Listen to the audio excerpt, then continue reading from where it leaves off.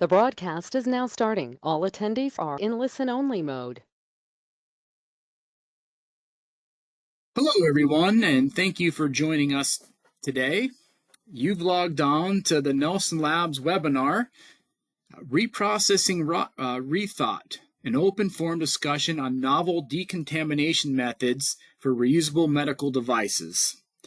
Just a couple of housekeeping items before we turn the time over to Griffin. If you missed one of our webinars or would like to simply refer back to it, you can always find them on the Nelson Labs website on the on-demand webinars page listed under education. You can receive notifications for upcoming live and on-demand webinars by following us on LinkedIn or on Facebook. And we invite you to register for free for the Sotera Health Academy at www.soterahealth.com/academy, where you will find a bunch of curated content from industry thought leaders. As we are joined today by one, Griffin Kamick. And Griffin is a senior expert consultant for the healthcare reprocessing section at Nelson Labs. He graduated from Brigham Young University, Idaho, with a bachelor's degree in biology and has been with Nelson Labs since 2014. As this event is a little bit different than our normal webinars, we do encourage you to submit your questions and submit them anytime in the chat box, as Griffin will be monitoring and watching that so that we can have an open forum discussion. And I will now turn the time over to Griffin. Hello. Oh, sorry. There we go.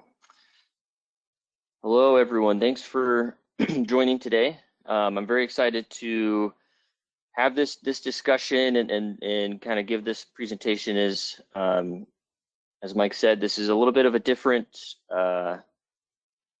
type of presentation. It's more designed to be a little bit more of a discussion where we can kind of all ask questions and make comments. Specifically about novel decontamination methods for reusable medical devices.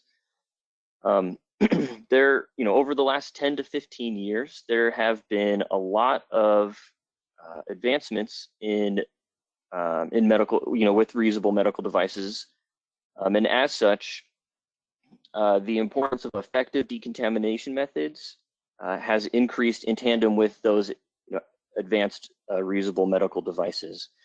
And so really, with this focus on, decontamination, this has resulted in, novel decontamination methods being developed to better, reprocess these new medical devices, or to reduce reprocessing time so these reusable medical devices can be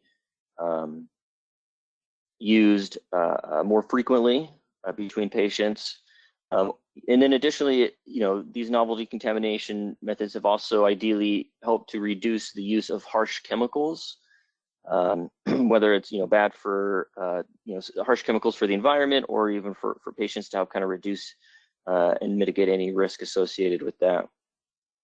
So, specifically one decontamination method that has kind of come up in the industry recently and has sparked a lot of discussion and debate is UV. So, we'll talk about UV today, ultraviolet light, and talk about, the challenges associated with, in particular, that new decontamination method, but as well as the challenges that kind of come with other novel decontamination methods.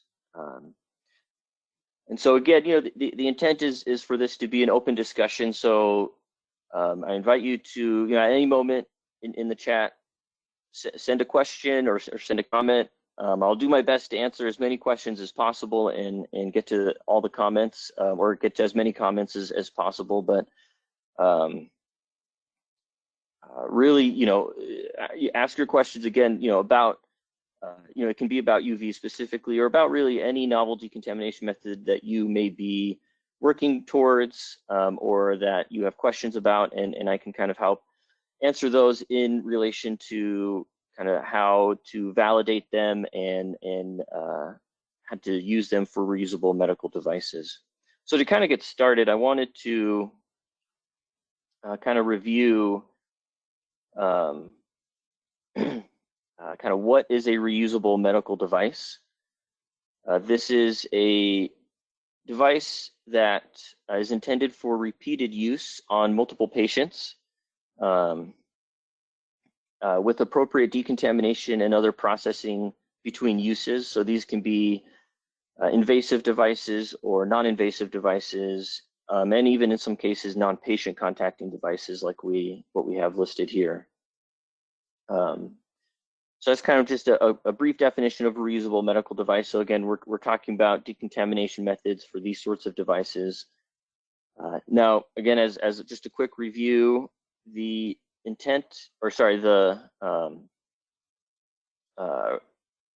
reusable medical devices can be classified using the Spalding classification. That's the most common classification used for reusable medical devices, and it helps to classify the medical device based on their contact with the patient, so that you know what sort of cleaning and disinfection and sterilization that the device may need. So just to quickly go over this, a device that contacts that is not patient contacting and contacts only intact skin. These are non-critical devices. So things like blood pressure cuffs and monitors in hospitals and nurse carts and IV poles. These are all examples of non-critical devices. These devices would have to go through cleaning and either low-level or intermediate-level disinfection in most cases.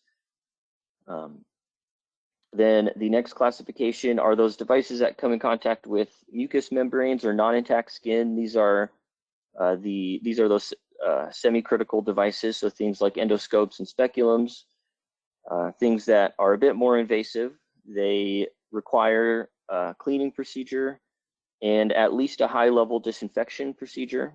Ideally, these devices will go through sterilization if possible. That's not always possible with these devices, either due to their functionality or just due to how often they're used. But at least a high-level disinfection is required, but sterilization is preferred. And then the last classification are those devices that contact sterile parts of the body. These, including blood contact, and these are considered critical devices. These are surgical instruments, so things that will be used during surgical procedures that are going to come in contact, with the blood pathway, and again with those sterile parts of the body. These are the most invasive devices out of the three classifications, and as such, they need to go through cleaning and sterilization. Disinfection is cannot be the terminal step for these sorts of devices. And so they need to go through that sterilization at the very end. So I just wanted to give a brief breakdown of what a reusable medical device is, and then kind of what reprocessing is required for those. This slide is just showing kind of the general flow of reprocessing validations and how they're performed, how a cleaning is performed. You're going to soil the device, you're going to clean it, and then you're going to test it for test soil residuals using some sort of analytical test in most cases. For disinfection, you're going to inoculate the device with the chosen challenge organism, and then you're going to take it through the disinfection procedure, and then you're going to extract for any viable microorganisms left over after that procedure, and then calculate a log reduction based on those organisms that are extracted. And then for a sterilization validation, you are going to challenge a device with a biological indicator, a BI, that has been inoculated with the appropriate challenge organism, followed by running those devices through the half cycles of the sterilization procedure. And then you're going to be looking for a sterility assurance level of 10 to the -6. So really that's kind of the general flow. There's a bit more that goes into the validations, but in general, this is how reprocessing validations are completed. Now, keeping that in mind, I kind of wanted to turn the focus back to those novel decontamination methods, and kind of get a discussion going about what novel decontamination methods are out there, and what are some of the perhaps some of the struggles that you've seen when trying to establish a new method, and kind of what questions you may have when trying to establish a new either cleaning or disinfection or sterilization method for a reusable medical devices. So if there's any questions, I'll give maybe a little bit of time for you all to think of your questions and kind of write them into the chat where I can see them, and I'll answer them. So I'll give you a few minutes, well, a minute or so, to kind of write any questions you may have. We'll kind of go from there.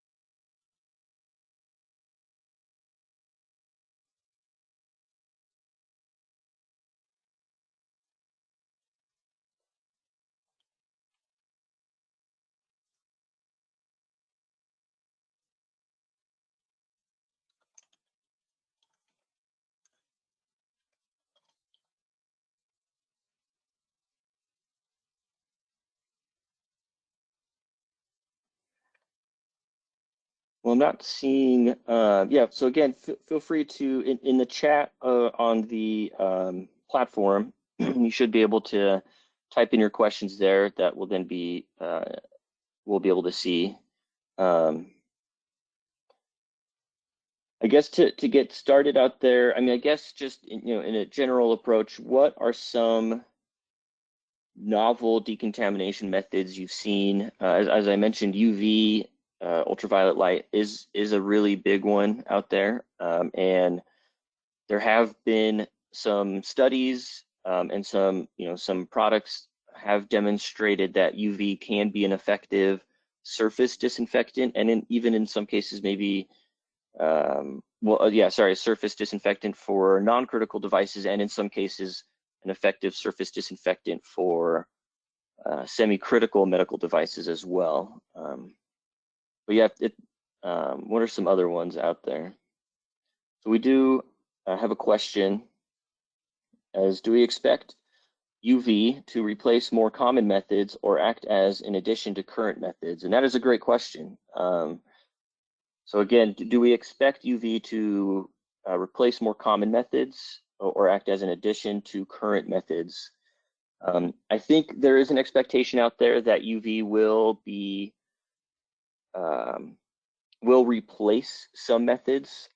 Again, UV is really only good as a surface disinfectant. So if your device has channels or lumens, UV is not going to be appropriate for that particular device. And even with some deep crevices, UV might have some issues. But as a surface disinfectant, I think UV, there is hopes that UV will replace some current methods out there. With that being said, UV is currently being used as an addition to, to the validated methods for some devices as well. So, those devices will go through their reprocessing procedures as dictated in the instructions for use, the IFU, and then the UV will be an additional method used outside of outside of the IFU to kind of further decontaminate that device. But again, yeah, I do think that the hope is that UV will be a method that can help, or that to replace some current methods, to maybe reduce, again, some of the use of those chemicals that can, may either be harsh to the environment, maybe be harsh to the materials of the device, or even maybe be harsh to the patient if there's residuals left on the device.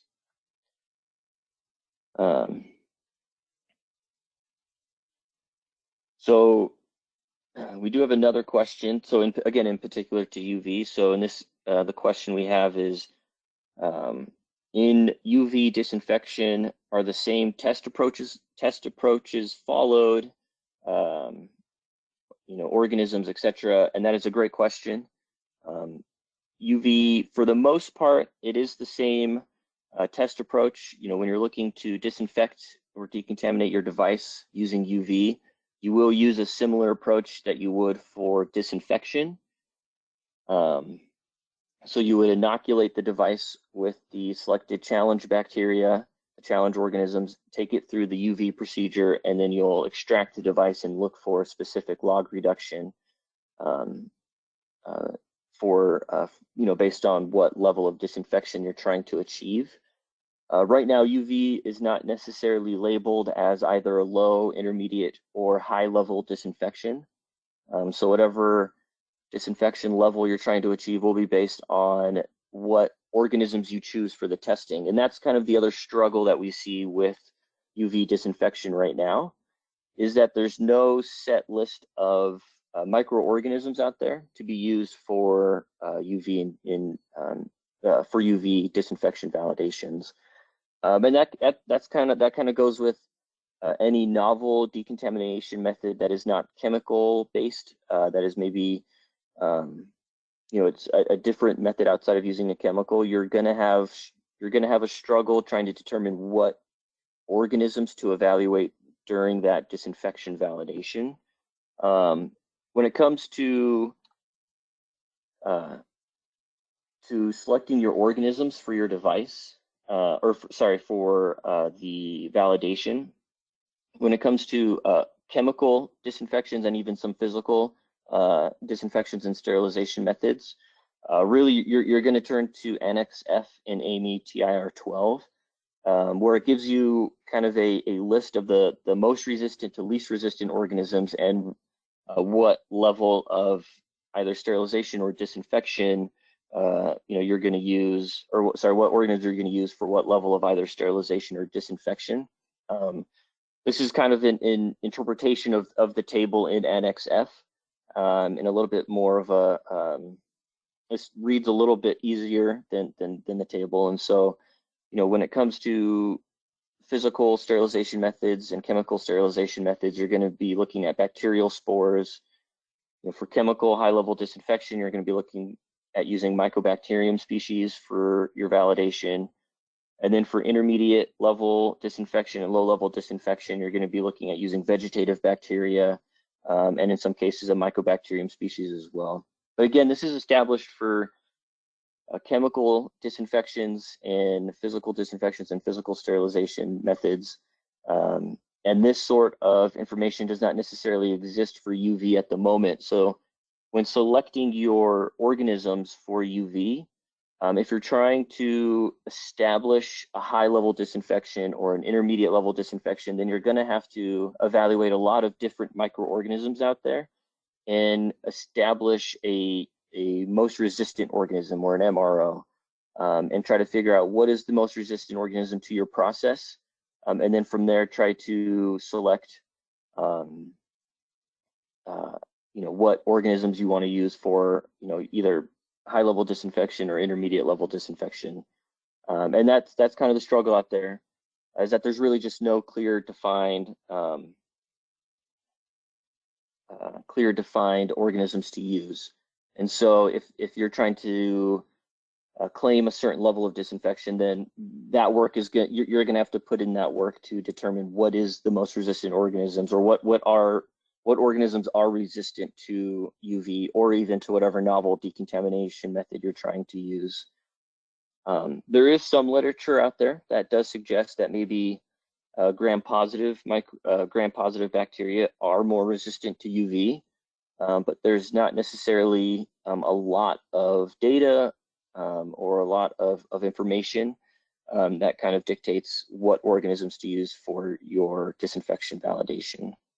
Now, if you're just trying to use UV or use a novel decontamination method as an additional step, so it's not meant to replace anything in an IFU, if you're not trying to yeah, if you're just trying to do an additional process, in that case, then you're going to want to look at maybe what are the clinically relevant microorganisms. So what microorganisms is your device going to come in contact with? And then that's what you use to challenge the UV process or the novel decontamination process. So you're going to, want to look at data, based on your device or similar devices, what organisms are commonly used for that particular device, and then that's what you'll use to challenge your device with, because at that point, you're not necessarily replacing the terminal step, you're just adding an additional step in the process to just further decontaminate the device, and kind of give a further decontamination to the device, but not necessarily replacing a step. So it is a little bit different. So when selecting your microorganisms for your disinfection validation or your decontamination validation for a novel decontamination method, you really need to take into account kind of what are you trying to achieve? Are you trying to achieve a new terminal step for this particular device?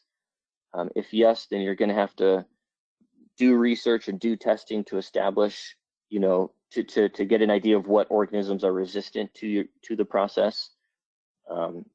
Or, if you're trying to make it an additional process to, for the device, something that will just be added on to the already validated cleaning and disinfection, then you'll want to look at maybe a more clinically relevant approach and look at those organisms that are most commonly found on the particular device. In regards to UV, again, it's a big discussion out there. There are no necessarily current standards or guidance documents that are published about UV. There is a document being worked on at the AMI level, at TIR, I believe, and I believe it is TIR 118. It is in the process of being worked on right now, to discuss decontamination or UV decontamination in healthcare settings. So be on the lookout for that document, but there's not a standard out there that guides UV decontamination or UV disinfection. And so again, if you're trying to use that as a decontamination method, then you're going to want to, you might need to put in a lot of work in order to establish kind of what the process is and what the organisms are that you are going to evaluate. Something to note just about UV specifically as well is, again, I mentioned this, it's a surface decontaminant or decontamination method. So it's not going to decontaminate, it's not going to disinfect or decontaminate lumens or channels. And then if you have deep crevices, that could be an area of concern. So, areas that might cast shadows on other areas, those are things to take into account. Kind of just what is your device design, and how does that play a role into, or how does that affect, the decontamination process, specifically in regards to UV. And then additionally, UV is not, as of right now, it's not a sterilization method. Again, there's not a lot of documented data, or there's no data out there necessarily that that lists a specific organism as the most resistant to the process, to UV. And so it's not a sterilization as of right now. I wouldn't plan on trying to use UV as a sterilization process. I would probably try to focus it more on as a disinfection process, because again, there's just not a lot of data out there to know what the most resistant organism is, to try to challenge it for sterilization. And again, it's just a surface level only, so it won't go into kind of deeper parts. So I did. So that's kind of what specifically just about UV. kind of some of the struggles that you might find when trying to establish a new decontamination method. What organisms to use. Something to consider as well is if you're trying to establish a UV decontamination method or just a novel method in general, is what is your target? What are your target devices? Are you looking to decontaminate non-critical devices, or are you looking to decontaminate semi-critical, or do you want it to be a process in a critical device life cycle? So try establish what are your target devices for the process. Is it going to be device specific? Are you really just going to focus on maybe like endoscopes, or are you going to focus on non-patient contacting items, or surface contact, or intact skin contacting items only? And then if you are looking at using a novel decontamination method, and you selected what devices that you want it to process. Do those devices have lumens, and does your method address and decontaminate those lumens or channels or deep crevices? Because those are typical hard to clean areas that require special attention. So if you're trying to establish a novel decontamination method, you want to be mindful of that. And then what in general, what is needed when you're trying to establish a new disinfection or a new sterilization method. What do you need to look for? Is you need to look for, again, determine what is your challenge organisms that might require a lot of testing. If you're trying to establish a sterilization process, then you need to know what that most resistant organism is, but then also know what the kill kinetics is for the process.